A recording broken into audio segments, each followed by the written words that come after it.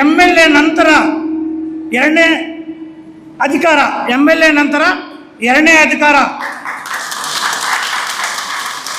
SK news Mulbagal digital ಸುದ್ದಿವಾಹಿನಿಗೆ ಸ್ವಾಗತ. ಎಲ್ಲರಿಗೂ ನಮಸ್ಕಾರ.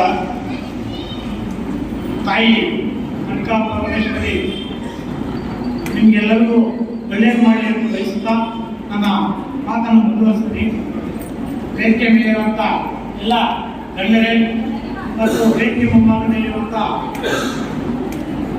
ಆರ್ಯವೈಶ್ಯ ಮಹಾಮಂಡಳಿಯ ಎಲ್ಲ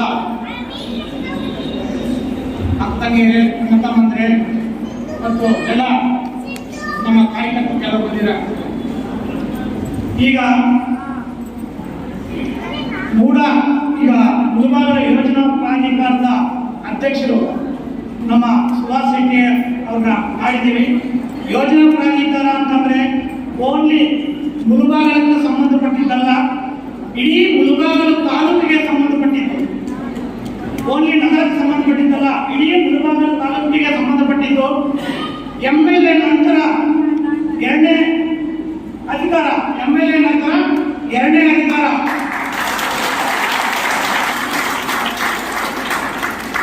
ಕಾಂಗ್ರೆಸ್ ಪಕ್ಷ ನೋಡಿ, ನಾನು ದಯವಿಟ್ಟು ನೇರವಾಗಿ ಹೇಳ್ತೀನಿ, ಬೇಜಾರು ಮಾಡ್ಕೋಬೇಡಿ. ವಯಸ್ಸು ಕಮ್ಮಿ ಇದ್ರೂ ನಮ್ಮ ಕಾಂಗ್ರೆಸ್ ಪಕ್ಷ ಎರಡು ಹುದ್ದೆಗಳನ್ನು ಮುಳುಬಾಗಿಲಿಗೆ ಕೊಟ್ಟಿದೆ. ಒಂದು ರಾಮ್ ಪ್ರಸಾದ್ ಸಾರಿಗೆ, ಎರಡನೇ ಒಂದು ನಮ್ಮ ಸುಭಾಷ್ ಸಾರಿಗೆ. ಎರಡು ಹುದ್ದೆಗಳನ್ನು ಕೊಟ್ಟಿದೆ. ವಯಸ್ಸಾದ ಸಮುದಾಯದವರನ್ನ ಕಾಂಗ್ರೆಸ್ ಪಕ್ಷ ಗುರುತಿಸಿದೆ. ನಾವು ಕೂಡ ಅಷ್ಟೇ ನಮ್ಮ ಪಕ್ಷದ ಮೇಲೆ ಪ್ರೀತಿಯಲ್ಲಿ ಅಂತ ಈ ಸಂದರ್ಭದಲ್ಲಿ ನಾನು ಬಯಸ್ತೀನಿ. ಯೋಜನಾ ಪ್ರಾಧಿಕಾರದ ಕೆಲವು ವಿಷಯಗಳನ್ನು ಆಗಂತೆ ಮಂಜಣ್ಣ ಹೇಳಿದ್ರು ನೋಡಿ. ನಮ್ಮ ಕೋಲಾರದ ಬಾಡು ಇಂದ ಹಿಡಿದು ನಮ್ಮಿರುವರೆಗೂ ಇದಕ್ಕೆ ಸಂಬಂಧಪಟ್ಟಿರ್ತದೆ.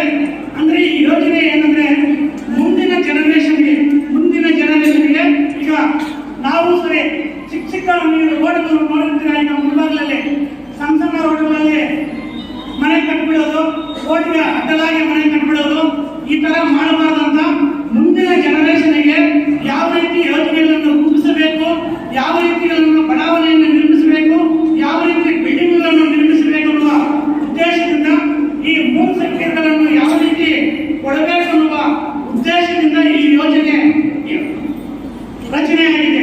ಅಂದ್ರೆ ಅಗಲವಾದ ರಸ್ತೆಗಳು, ಪಾರ್ಕ್ಗಳು, CA, ಆಮೇಲೆ ಬಿಲ್ಡಿಂಗ್ ಯಾವ ರೀತಿ ಕಟ್ಟಬೇಕು, ಸೆಟ್ ಬ್ಯಾಕ್ ಯಾವ ರೀತಿ ಬಿಡಬೇಕು ಅನ್ನೋದು ಇದೆಲ್ಲ ನೋಡುತ್ತೆ ಯೋಜನೆ ಪ್ರಾಧಿಕಾರ. ಆಮೇಲೆ ನಿಮ್ಮ ಫ್ಯಾಕ್ಟ್ರಿಗಳು ಅಷ್ಟೇ, ಯಾವ್ದಾದ್ರು ಎಲ್ಲಿ ಕಟ್ಟಬೇಕು, ಏನು ಎಂತ ಎಲ್ಲ ಇದನ್ನು ಇದರ ಅಂಡರಲ್ಲಿ ಬರುತ್ತೆ. ಮುಂದಿನ ದಿನ ಒಂದು ಇಂಪಾರ್ಟೆಂಟ್ ವಿಷಯ ಒಂದಿದೆ, ಅದನ್ನು ನಾನು ಈಗ ಹೇಳ್ತಾ ಇದ್ದೀನಿ ನೋಡಿ. ನಾನು ಎಲ್ಲ ನೋಡಿದ್ದೀನಿ. ಮುಳಬಾಗಿಲಲ್ಲಿ ಒಳ್ಳೆ ಕಡೆ ಒಂದು ಸೈಟ್ ಬೆಲೆ ಮಿನಿಮಮ್ 50 ಲಕ್ಷಕ್ಕಿಂತ ಮೇಲ್ಪಟ್ಟಿದೆ. ಈಗ ನಮ್ಮ ಸುಭಾಷ್ ಅವರು, ನಮ್ಮ ಮಂಜಣ್ಣ ಇಬ್ಬರು ಮನಸ್ಸು ಮಾಡಿದ್ರೆ ಇದೇ ಮೂಡದಿಂದ, ಇದೇ ಮುಳಬಾಗಿಲ ಯೋಜನಾ ಪ್ರಾಧಿಕಾರದಿಂದ ಒಂದು 3 ಎಕರೆ ಆದರೂ ಅಕ್ವಿಜೇಷನ್ ಮಾಡಿ ಮಧ್ಯಮ ವರ್ಗದವರಿಗೆ ಒಂದು ಬಡಾವಣೆಯನ್ನು ನಿರ್ಮಿಸಿ ಕಡಿಮೆ ಬೆಲೆಯಲ್ಲಿ ಈ ವೇದಿಕೆ ಮುಖಾಂತರ ಸರ್ಕಾರಕ್ಕೆ ನೀವು ಪ್ರಸ್ತಾವನೆಯನ್ನು ಕಳಿಸಬೇಕಂತ ಈ ವೇದಿಕೆ ಮುಖಾಂತರ ನಾನು ಕೇಳ್ಕೊಳ್ತಾ ಇದ್ದೀನಿ.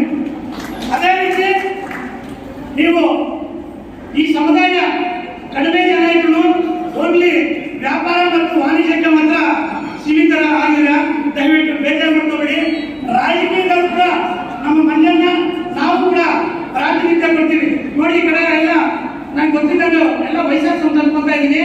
ಹುಡುಗರಿದ್ದಾರೆ, ಮುಂದಿನ ದಿನಗಳಲ್ಲಿ ನಿಮಗೆ ನಿಜವಾಗ್ಲೂ ಪ್ರಾತಿನಿಧ್ಯ ಕೊಡ್ತೀವಿ. ಕೌನ್ಸಿಲರ್ ಆಗಿರ್ಬೋದು, ಸ್ಥಳೀಯ ಚುನಾವಣೆಗಳಾಗಿರ್ಬೋದು, ನಾಗರಿಕರಾಗಿರ್ಬೋದು, ನಾವು ನಿಮಗೆ ಅವಕಾಶಗಳು ಕೊಡ್ತೀವಿ. ದಯವಿಟ್ಟು ನೀವು ಕಾಂಗ್ರೆಸ್ ಪಕ್ಷದಲ್ಲಿ ಗುರುತಿಸ್ಕೊಳ್ಳಿ. ನಾವು ಕಾಂಗ್ರೆಸ್ ಪಕ್ಷ ನಿಮ್ಮನ್ನು ಗುರುತಿಸಿ ಒಳ್ಳೆ ವ್ಯಕ್ತಿಗಳು ಕೊಡ್ತೀವಿ, ಒಳ್ಳೆ ಸಪೋರ್ಟ್ ಮಾಡ್ತೀವಿ ಅಂತ ಈ ಸಂದರ್ಭದಲ್ಲಿ ಈ ವೇದಿಕೆ ಮುಖಾಂತರ ನಾನು ಕೇಳ್ಕೊಳ್ತಾ ಇದ್ದೀನಿ. ನನಗೆ ಈಗಾಗಲೇ ನಮಗೆ ಸುಭಾಷ್ ಅವರು ಹೇಳಿದ್ದಾರೆ, ನಮ್ಮಲ್ಲಿ ಯೂತ್ಸ್ ಜಾಸ್ತಿ ಜನ ಇದ್ದಾರೆ, ರಾಜಕೀಯವಾಗಿ ನಮಗೆ ಪ್ರಾತಿನಿಧ್ಯ ಕೊಡಬೇಕು ಅಂತ. ನಾನು ಅದನ್ನ ಮುಂದಿನ ಜೊತೆಯಲ್ಲಿ ಕೂಡ ನಾನು ಹೇಳಿದ್ದೀನಿ. ಮುಂದಿನ ದಿನಗಳಲ್ಲಿ ಸಾಧ್ಯವಾದಷ್ಟು ನಿಮ್ಮ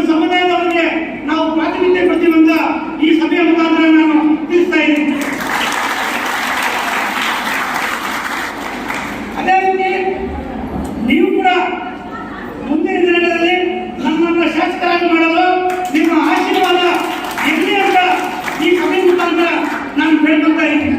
ಈ ಎರಡು ಮಾತು ಮಾತಾಡಕ್ಕೆ ಅವಕಾಶ ಮಾಡಿಕೊಟ್ಟ ತಮ್ಮೆಲ್ಲರಿಗೂ ಒಂದು ಸುತ್ತ ನಾನು ಮಾತನ್ನು ಮುಗಿಸ್ತಾ ಇದ್ದೀನಿ. ಜೈ ಹಿಂದ್.